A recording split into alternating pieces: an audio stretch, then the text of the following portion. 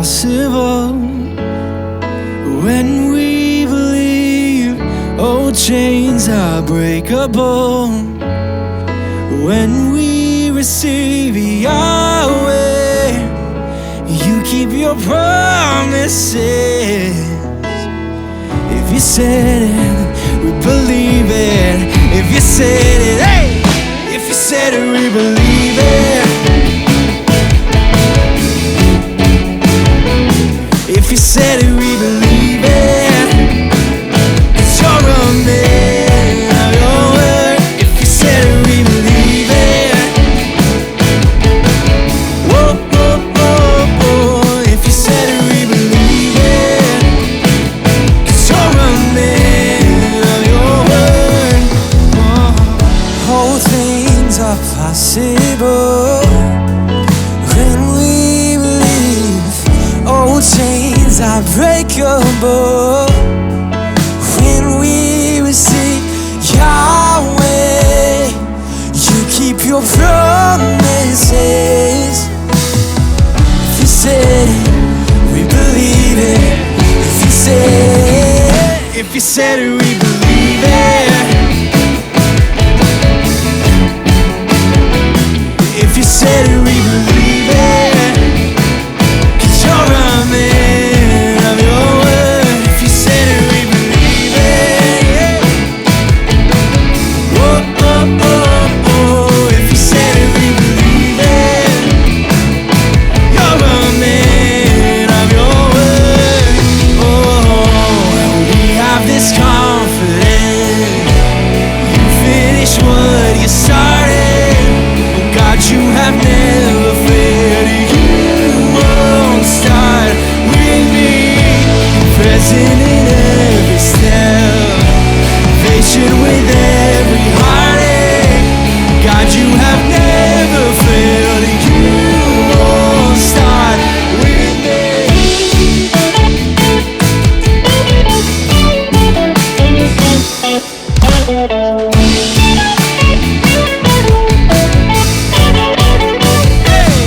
If you said it, we believe it. If you said it, we believe it. 'Cause you're a man of your word. If you said it, we believe it. Oh, oh, oh, oh. If you said it, we believe it. 'Cause you're a man of your word. So we have this confidence. You finish what you started. God, you have never failed. You won't start. It's present in every step, patient with every heartache. Oh God, you have never failed. You won't start with me.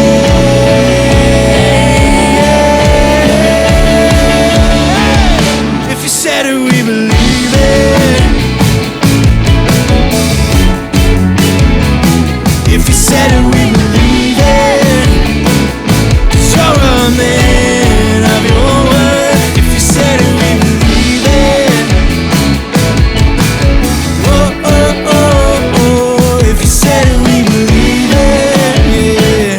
'Cause you're a man of your word. Oh.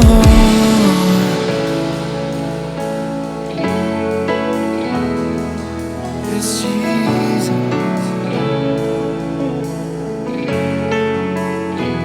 He said that I am free and I am loved. I'm forgiven, Lord. I'm a child of the King. I am who you say I am. I am who you say I am. I am who you say I am. I am who you say I am. I am who you say I am. I am who you say I am. I am who you say I am. I am. Come on. He calls me free. He calls me his. And I believe it.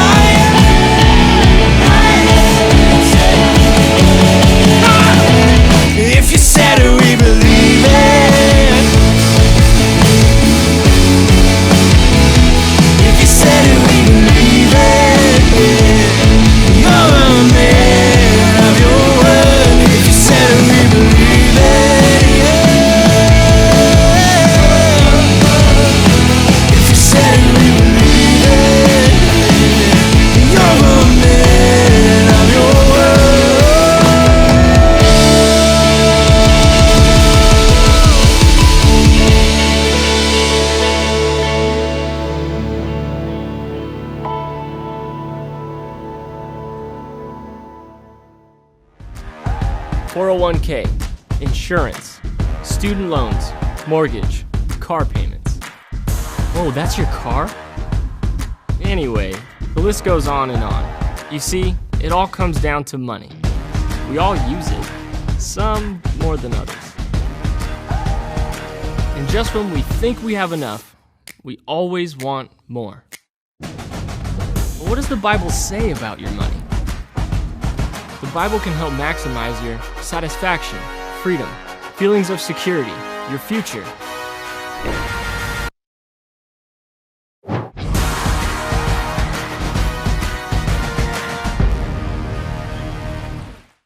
Hey, what's up, Momentum? My name is Seth. I'm so glad to be with you today as we wrap up this series called Imagine. We've been in it for the past couple weeks. Bart kicked off the series week 1. Luke was doing week 2. And then today I'm going to wrap this thing up for us. And really for the past 2 weeks, each of these guys started out their message talking about some kind of a basketball illustration. So here's the deal, though. I love basketball. I really, really like basketball. I just literally know nothing about it. I can't tell you anything when it comes to the true details of basketball. So week 1, Bart starts out this whole message talking about the fundamentals of layups, and I'm finding myself as a 41-year-old man sitting there looking at the pictures like, oh, that's good. Okay, I need to think about that. He's talking about jelly. I don't know about jelly. I know jelly goes on my biscuits. That's it. I don't know any of these things he's talking.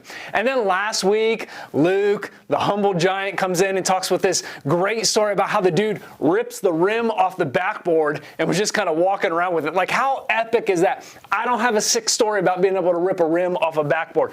I wish I could. But historically, my only contribution to the game of basketball is fouling people. I can tell you how to foul people. So if I'm on your team, you put me in when you want to foul. I'll get a foul on anybody. I'll get a foul with the ref. I'll get teed up because I know how to yell at a ref. I know how to yell at other people. I know how to hard foul them. I get fouling. That's like the only thing I truly understand about the game of basketball. So 2 years ago, when my son Elijah says to me, Dad, I want to play basketball this year, I'm like, sweet. All right, I love it. We'll get you signed up. Then he looks at me and says, I want you to coach my team. And I'm like, buddy, you don't want me to coach your team. Like, there's a million other better coaches out there than me. Let's get somebody else. And he's like, no, you coach the girls in soccer. You coach me in soccer. I want you to coach my basketball team. And I'm like, all right, I'll coach the team. So 3 seasons ago, 2 years ago, I stepped into coaching, and I literally had no idea what I was doing. Because I have no playing experience of basketball. I have no coaching experience of basketball. I literally don't know what I don't know. I'm just kind of clueless wandering around out there. So right now we're in this league where he's U8, so it's 7-year-olds and 8-year-olds. And the deal with it is it's like real basketball now. The first half, they allow the kids to kind of get set up in their positions before the ball comes into play. The second half is full on. So we're experiencing full court press for the first time. I don't know what to do. It is just a crapshoot every game. And I'm just screaming out there like, don't do that. Fix that. I don't know what to tell them. I can't help coach them because I don't know what to do in these situations. Our first year playing, we didn't win a single game. Like, we were the biggest losers of the league. But Elijah had fun, so it was great. Next year, he wants to play again. So this was last season. He's like, Dad, I want to play again. I'm like, all right, awesome. And I knew it was coming. He's like, I want you to coach. I'm like, bud, we didn't win anything last year. Let's get you another coach. He's like, Dad, I want you to coach. So I'm like, all right, I'll coach. So we go out, have our little team. First practice, I looked up some plays this time. I'm trying to figure out some of the fundamentals I need to teach these kids. And after the very first practice, a mom comes up to me, sweet as can be, and she just looks at me and she's like, Coach, you need some help? And I'm like, yes, ma'am, I do need some help. So Coach Cindy stepped in and helped coach the rest of the year with us last year. We ended up winning the championship. It was insane. Like, the light on these little kids' faces was amazing. And I'm standing there getting our picture taken, holding these trophies, and I'm like, I don't know how we just did this. This is crazy to me that we just won this. So here's the deal. Why is that? How was there such a turnaround in 1 year? Year 1 of coaching, we didn't win a single thing, and the second year, we won the whole thing. Was it because I suddenly became an expert? Nope. I can promise you that. Was it because we had a bunch of all-stars on the team? No, we're talking about 6- and 7-year-old kids at this point. Like, it wasn't because we had all-stars on the team. So what was the thing? What was the secret sauce? It's that I relinquished control. I knew what I didn't know, and somebody offered to help me. So I held the title of coach, but we all knew Cindy was calling the shots. I said yes, ma'am, to her. Whenever she said something, I'd be like, that's a good point. Do what Cindy said. Like, she was the real coach of the team. I gave up all of that control. I literally just kept the title coach for position, and that was it. Let's be honest. In all of our lives, we all have points and times when we need some assistance, which is why we've been doing this series called Imagine. We've been talking through finances and debt and savings and trying to understand what this looks like to manage our money God's way. Like, how would what does He have to say when it comes to money and finances? It's why we've been talking about this program called Financial Peace University that we're about to kick off this Sunday. Today, we're about to kick this thing off, because here's the deal. Imagination without action, it's just fantasy. So we want to put those practical steps about it. This series, Imagine, has been great, but now we have to start implementing some of these practical steps. And we as a church feel like some of the best steps we can take is to walk everyone through Financial Peace University. And I know, I get it. People say you shouldn't talk about church and money, and people start to freak out, and they're like, oh, the church just wants my money. Relax. I don't want your money. We don't want your money. If we wanted your money, we'd be flying around in like private jets all over the world. I drive an '06 truck with over 200,000 miles, and the headliner's falling down. Like, this isn't a thing about me wanting your money. This is not about something I want from you. It's something that I want for you. Proverbs 11, verse 24 says this. It says, the world of the generous gets larger and larger, and the world of the stingy gets smaller and smaller. I love that picture. I love that idea that the world of the generous, it just keeps growing and growing. As they're generous, their world, their perspective grows. But when we hold on to things tightly, when we're stingy with it, our perspective, our world gets so much smaller. So here's what I want today. I want your world to get larger. I want your trust to get stronger and your faith to get bigger. I want all of us to grow in this.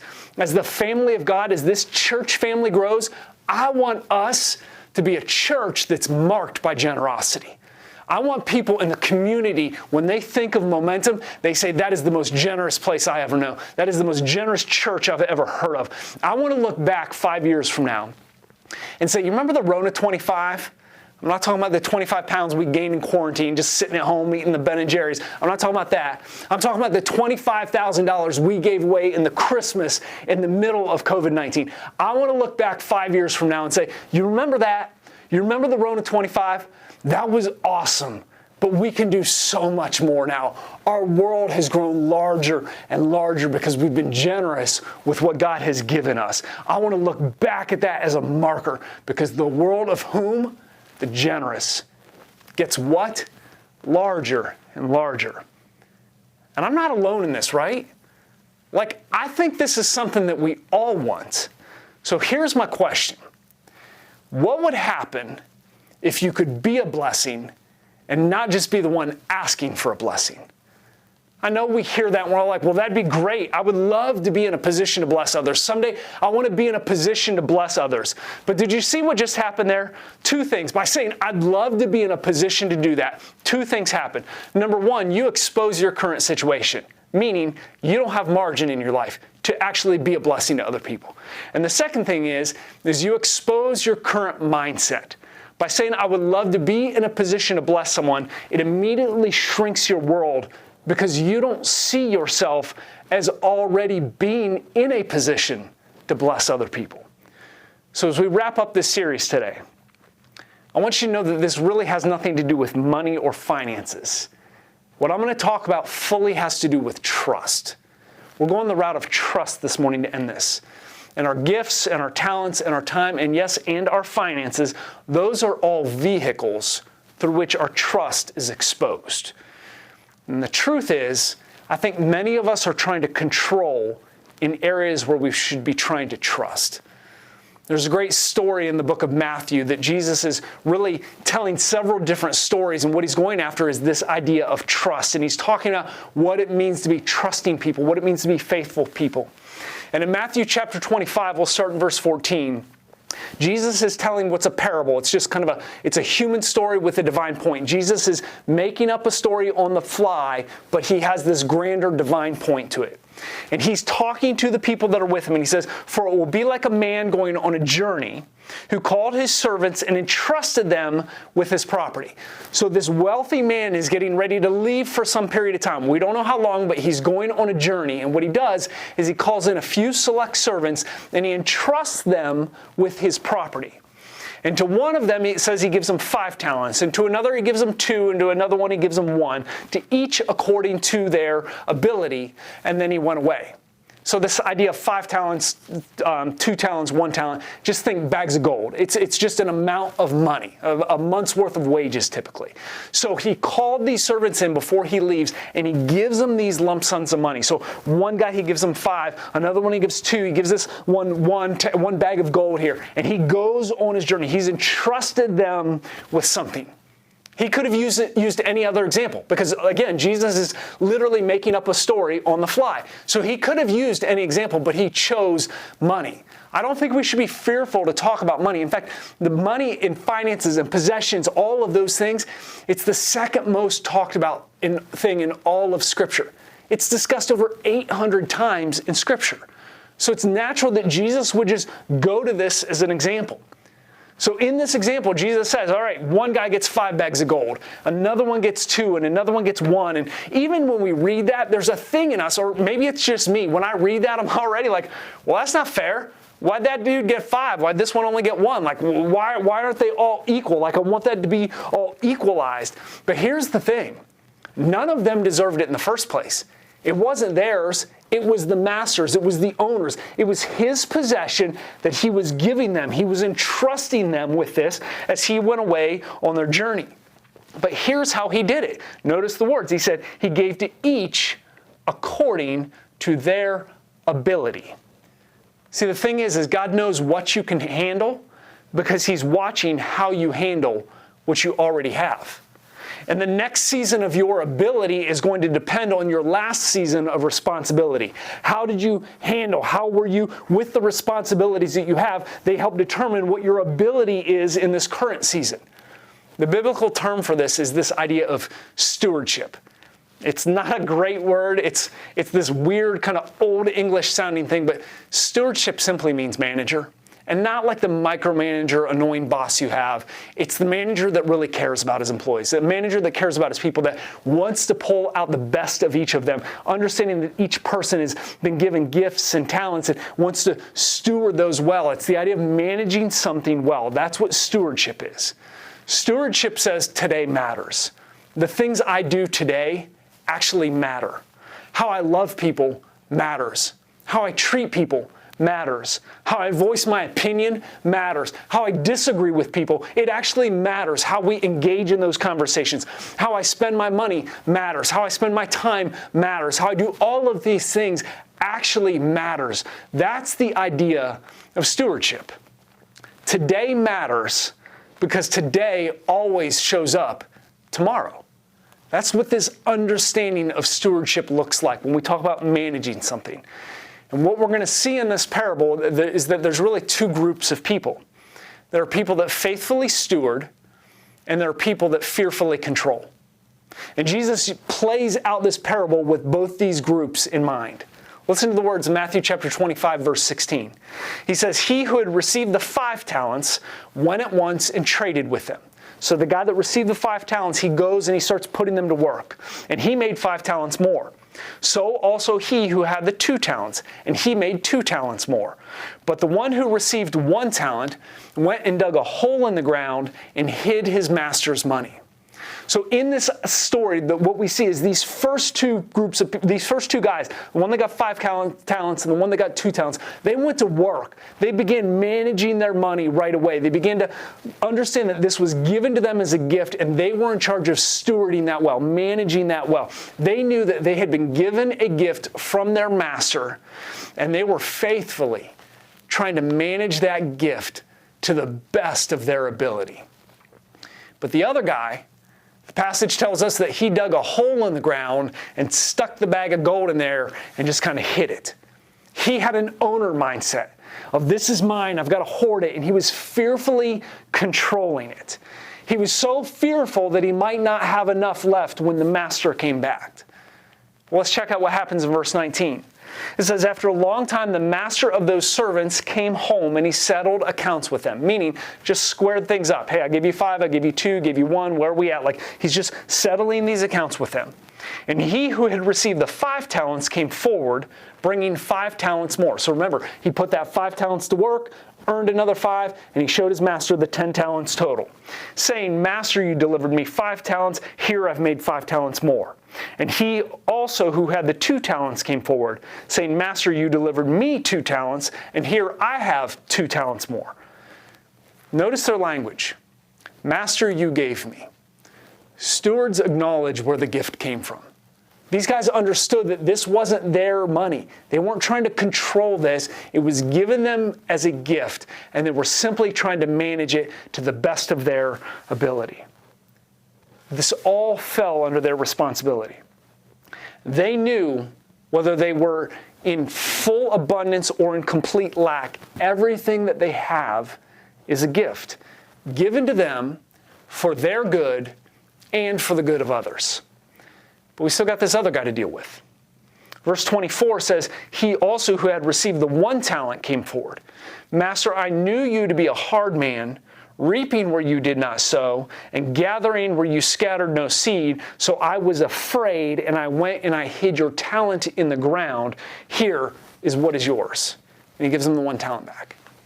Did you catch the wording, though? Fear was the culprit for what this man did. Fear was the thing that drove his decision-making. Fear was the thing that controlled how he moved and how he operated. Because here's the deal. People that fearfully control say things like, well, this is my family. This is my job. This is my income. This is my money. This is mine. I've got to do everything with it. I have to control it. And the way they control their time and their talents and their finances comes from a mindset of either selfishness or scarcity. In the midst of their control, it's either because they're selfish and they just want to hoard it for themselves, or it's a scarcity mindset of, I'm never going to have enough. I got to dig a hole in the ground and preserve this because somebody's going to come and get it and I'm never going to actually have enough. Here's the thing. So many of us talk like we trust God, but we live like we don't. We talk a big game. We talk about how good He is and how much He provides for us and how much we trust Him. But our life shows no actual representation of that trust. If you're familiar with the story, then you know how this ends. But if not, let me fill you in. It does not end well for the guy who fearfully controls. Which makes me ask the question, how many of us are trying to control what we've been entrusted to manage? How many of us are trying to fearfully control, whether out of a selfish mindset or a scarcity mindset, control what we've been given instead of just faithfully managing that? Well, the master comes back and he speaks to these faithful servants who have presented the 5 extra talents and the 2 extra talents. And he says this to him in verse 21. His master said to them, well done, good and faithful servant. You've been faithful over a little, and I will now set you over much. Enter into the joy of your master. And he also went to the one who had 2 talents, came forward, saying, Master, you delivered me 2 talents. Here I've made 2 more talents. And his master said to him, well done, good and faithful servant. You've been faithful over a little, and I will set you over much. Enter into the joy of your master. Did you catch what the reward was, though? The master praises them, but then the way he rewards them with more responsibility. I told you this was never about money. This isn't a gospel of prosperity. It's a gospel of responsibility. We've been given something that we are called to be responsible with. And because of that, he says to the man who fearfully controlled in verse 26, you wicked and slothful servant. You knew that I reap where I have not sown and gather where I scattered no seed. Then you ought to have invested my money with the bankers. And at my coming, I should have received what is my own with interest. Like that would have been the least you could have done. Put it in a bank account and give me a little bit of interest. So take the talent from him, and he gave it to the man with 10 talents. For to everyone who has will be given more, and he will have an abundance. But from the one who has not, even what he has will be taken away, and cast the worthless servant into the outer darkness. In that place there will be weeping and gnashing of teeth. I told you it didn't end well for him. Because here's the point. The world of the generous, it gets larger and larger. Their perspective grows, their mindset grows. They understand they've been given a gift to manage, and they steward it well, and because of that, they're given more responsibility. And then they steward that responsibility well, and they're given more responsibility. But the world of the stingy, it gets smaller and smaller. They can't be trusted what they've been given because they're trying to fearfully control everything out of selfishness or out of scarcity. Here's the thing. God's not trying to take anything from anybody. He just wants people who are going to manage it well. He just wants people to use his possessions properly for his good and his glory. So here's my question today. Are you faithfully trusting what God has given to you? Or are you fearfully controlling the flow of those resources? Are you the faithful steward that's faithfully trusting that God has given you a responsibility that is yours to oversee and yours to manage and yours to grow? Or are you fearfully controlling the flow of everything of which you've been given? And you're the stop block for it all. You're the filter that just kind of clogs it all up because it's yours, it's mine, I want it. See, you were meant to be a blessing. The things that you have, the resources you have, were meant to be a blessing to you and to others.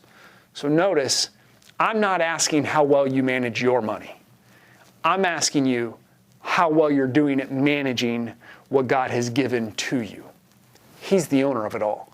He's given you your intellect, your ability, your possessions, your family, your money, your finances, your time, your car, your house, your camper, your boat, whatever your hobbies are. He has given all of that to you simply because he gives us the ability to breathe. He gives us the ability to wake up and go to work and earn an income. He has given us everything. And here's the deal. I'm not trying to be a hard dog. I know that there are a group of us where selfishness, just truthfully, that is our thing. And we've got to fight that. But I think for a lot of us, the problem isn't just pure greed. It's fear. Like deep down inside, I believe that we all want to be generous. We love the idea of being generous. But when we sit down and we try to think about it and we try to talk about it, make a plan, we say things like, I got to have X amount in the bank account first. I have to have this much money in investments. I have to have 100,000 saved up for retirement, or $1 million for retirement, or that might not be enough. I got to have $2 million saved up for retirement. And once I'm there, then I can be generous. Once I have all the spreadsheet balance, once I have everything worked out, then I can start to be generous. And listen, I'm not criticizing because I've been there. I fight this battle constantly. Like several times a year, I rotate through a cycle where I play this battle out in my head because retirement freaks me out. Helping my kids with their next steps, whether it be college or vocation, like helping them in those steps kind of freaks me out. Paying for weddings freaks me out. So there are moments when I start to want to fearfully control, and I worry about these things because while all of those fears are flooding my mind, life keeps happening and the bills just keep coming in. So as we close, I want to ask you to do something with me. I want to ask you to step out of your present situation. Just remove yourself from your current reality. Don't think about your debts you have. Don't think about those things. Just imagine with me for something. Imagine with me what it would be like to be completely debt-free. Imagine what that would look like, house and everything. Seriously, imagine with me, go there in your mind, what it would look like if you didn't owe a dime to anyone. Have you ever dreamed about that? Have you ever thought about what it would be like to get a paycheck and not already have that pre-obligated to some kind of a bill, a mortgage payment or a car payment? What would you do? Who would you bless? Who would you help? Where would you go? Can you imagine the fun that you could actually have? Just the thought of being out of debt gives us a great feeling, doesn't it? It's because you and I, we've been entrusted with something that was intended to be a blessing and not a bondage to us. All the things we've been given in life were intended to be a blessing to both ourselves and other people. It wasn't meant to be a kind of bondage for us. Imagine what it would be like for us to be a debt-free church. No rent, no mortgage, completely debt-free across both of our campuses. Can you picture what we could do in our community? Can you imagine what we could do in our world? Now can you imagine the collective ability of a debt-free church full of debt-free people merging together, coming together? Imagine a church that was immediately able to step into needs and just meet them on the spot within our church family and outside of our church family. Now imagine a church where the vast majority of offerings didn't go to paying for buildings and things like that, but it was able to partner with the community and make a difference in the lives of the people in our community who we live, work, and play with. Imagine a church that could lavishly step in when tragedy strikes for someone. This is what the people of God can do when they're debt-free. It's time for us to stop being afraid. It's time for us to put our trust and our hearts and our energy into whatever God's calling us to do. But we can't do that if we are in bondage. And I promise you, stepping into the things that God has called us to is so much more rewarding than anything ever that we could control on our own. But it takes work, and it takes discipline. It takes retraining our minds and our thought processes. And to be honest, we all need a little bit of assistance. We all just can't get there. We all need help. We need people to walk through this with us. We need people to help teach us how to do this, which is why we've been doing this series called Imagine. And it's why we're culminating today with the launching of Financial Peace University, because those are the practical tools to which we take these baby steps and move forward, where that imagination, this idea, this big dream, isn't a dream anymore, because I believe it can become a reality for all of us. If you've been hearing about Financial Peace University, and I get it, we all have hesitations, and we all are like, I don't know, I might want to. Here's what I can say to you today. I've been through it multiple times, and it's amazing. But if you don't believe me on that, and you still have your hesitations, we're launching today. We have Financial Peace University groups at our McDonough campus. We have them at our Forsyth campus. And yes, we also are doing some online as well. So here's what I will say to you. If you're even the slight bit interested, but you're still hesitant to fully commit, join us tonight online. Check out session 1. It'll blow you away. I promise you it will be an amazing thing. It won't cost you anything. It doesn't require anything of you other than you just to simply log into your Zoom at the right time. We have an email that Luke McGee has sent out this week. If you did not get that email Luke McGee today, right now, and tell him you would like the Zoom link for tonight's Financial Peace University session number 1. His email address is Luke, L-U-K-E, at momentumcc.org. Email him and say, all right, I'm in for session 1 at least. Like, just take the step and just try something out. My agenda, my only agenda, is for Momentum and her people, for the people that call this place their church home, to be all that it can be. Would you pray with me? Father God, I'm thankful for you.